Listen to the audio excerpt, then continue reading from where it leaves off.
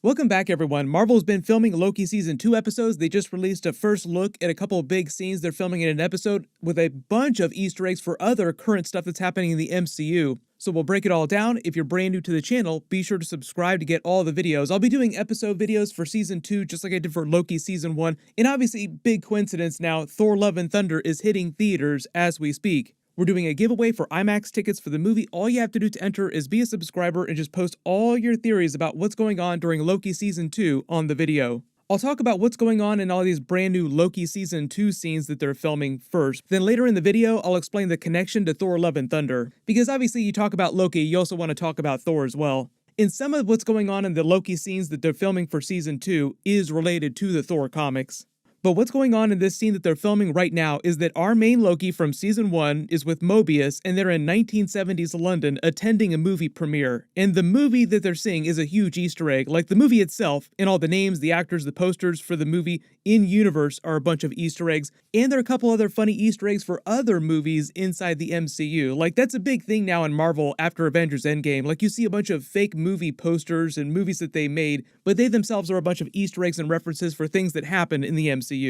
Really good example is that there's movie posters for one of Kingo's old movies that he starred in during the 1970s when he was pretending to be his great-great-grandfather, and they just literally referenced that during the Miss Marvel episodes in the past couple of weeks. Because her family's from Pakistan originally, so her parents and like their older circle of friends and extended family are huge fans of the person that they're calling Kingo Sr., who they in the MCU think is one of these ancestors of Kingo's, like his great-great-grandfather, his great-grandfather, grandfather, father, and then Kingo himself. Like they all believe the lie that it's all different members of his family, when really it's just Kingo pretending to be his different descendants along the years. We actually know which Kingo movie it is, so I'll explain those Easter eggs when we get to that part. But remember, everything that's happening in this scene is taking place after our Loki came back to the rebooted and changed timeline in the TVA, because the negative effects of her killing He Who Remains Kang at the end of time had already taken effect, so the timeline rebooted, but because the second Kang multiverse war had started, it had played out a little bit differently. That's why we saw this different version of Kang being in charge of this version of the TVA. So it's like the timeline has changed a bunch, and this other Kang has just orchestrated the TVA the way that he wants to, as opposed to the way that He Who Remains wanted to orchestrate the TVA. But I think the idea with this new version of Kang is that he's supposed to be way worse, because that was what He Who Remains was talking about. Like, if you think that I'm bad, wait till you meet my variants, and cut to the end of the episode, we meet one of his variants. But that's why this version of Mobius and Hunter B-15 didn't know who our Loki was when he ran up to them talking about He Who Remains. Like, wait a minute, who are you? Why do you know all this stuff? Who's this He Who Remains person that you're talking about? So at the beginning of Season 2, they kind of have to go through those similar steps where they try to arrest him, and then he has to convince them that he's telling the truth. Like, no, there's this person orchestrating everything. Kang is lying to you. And the movie Zaniac is a huge Easter egg because Zaniac is an actual Marvel character from the comics. But in the Marvel universe, Zaniac was kind of like the essence or the spirit of a serial killer who would possess different people's bodies across time using supernatural means. The reason why they're using him on the Loki series is because he appeared for the first time in the Thor comics, and this is Loki, so obviously Thor connection, you get it. But the star of the movie, Brad Wolfe, is another Easter egg because in the Marvel universe, in the comics, he was just a regular actor who signed on to play a fictional version of the Zaniac character in a movie inside the Marvel comics. But then when he was dressed like the Zaniac character, they started filming the movie doing his scenes. He had an accident and was mutated into the actual Zaniac character, possessed by a spirit. He turned into a killer, tried to kill a bunch of the crew members until Thor stopped him, and they threw him in an insane asylum. So if you remember the Guardians of the Galaxy 2 deleted scenes with the Wonder Man character played by Nathan Fillion, like he played a version of that character in the universe, but he was an actor pretending to be these different characters. So they're kind of doing the same thing. It's the same energy with this Zaniac movie. But basically during Loki Season 2, it seems like they're doing a version of that Zaniac origin story, except when the actor gets turned into the real Zaniac going crazy trying to kill a bunch of people, it's Loki who stops them from killing everyone instead of Thor.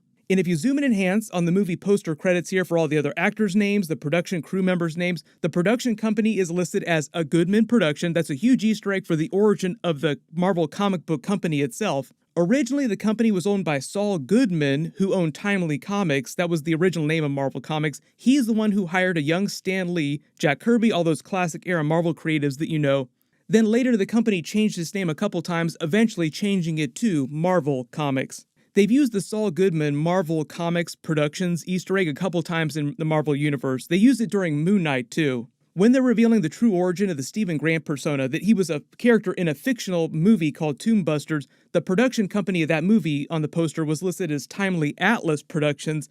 That was another Easter egg for Saul Goodman's Timely Comics, but what happened is it started out as Timely Comics, then in the 1950s they changed their name to Atlas Comics, then after that they changed their name to Marvel Comics. The next Easter egg is that movie that Kingo made in the 1970s, and a lot of you will probably remember this movie from the Eternals movie, like they reference it in a couple different Marvel movies. If you remember Kingo's backstory, he was with Sprite until he left her in Macedonia and went to India to become a Bollywood movie star. The first real big movie that he starred in later in the timeline was Son of Siraj, and that is the poster that you're seeing on this wall here. And at the time, he was pretending to be his great-great-grandfather. And what would happen is that he would just disappear after a little while and resurface as that person's son, and then after a certain amount of time had passed by, he'd do the same thing again and again until eventually you get the Kingo that you see today. He joked that his assistant Karun came along and thought that he was a vampire when he started to notice that he would not age. Actually, when we first met, he thought I was a vampire, and he tried to stake me through the heart. I have apologized so many times. Not quite enough times, very close though, I'll let you know.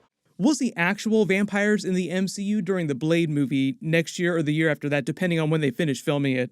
There are a couple other Easter eggs for these other movie posters too, but some of these are posters from movies that were released in real life. So I think the events of this episode, this movie release that they're going to this theater, is taking place during the year 1974 in the MCU, because all these movies are from posters from movies that were released in 1974. Like, this is the real poster for a movie called Airport 1975. This is a poster for a movie called Earthquake. This is a poster for the real-life Love Bug sequel called Herbie Rides Again, which was released by Disney in 1974. So I think that confirms that Kingo's Son of Suresh movie that his great-great-grandfather supposedly made, even though it was real Kingo, was also released in 1974. The next big Easter egg is on another poster for a movie called Phone Ranger, who, yes, as ridiculous as that sounds, is another actual Marvel character from the comics. In the comics, Phone Ranger was a character named A.G. Bell, like Bell Phone Systems. That was an actual phone company. He started out as a telephone repairman who was sent to fix a phone that, unknown to anyone, was actually acting as a prison for a small race of aliens known as the Celtas.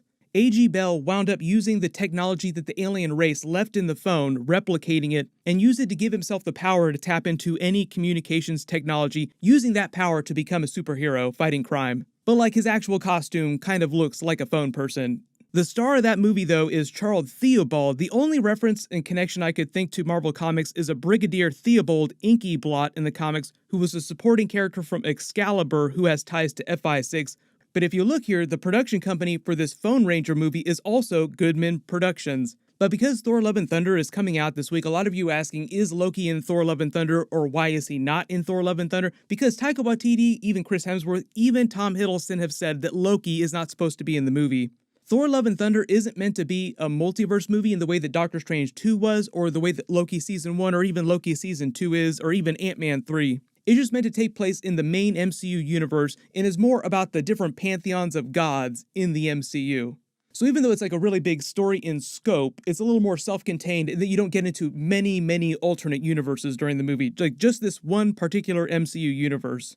And they just said that they'd played out a lot of that original Loki and Thor story, like the brotherly story, so maybe we'll see them together in the future. But the funny thing recently is that Taika Waititi actually gave his pitch for Thor 5 for like the next movie in the Thor franchise, and it did involve a version of Tom Hiddleston. And then that'll be the next Thor film for me. Because a challenge for me is then to make something, to make them love it, you know. Thor, okay, Thor and a buddy on a road trip to Vegas, fully clothed, in winter. Christmas!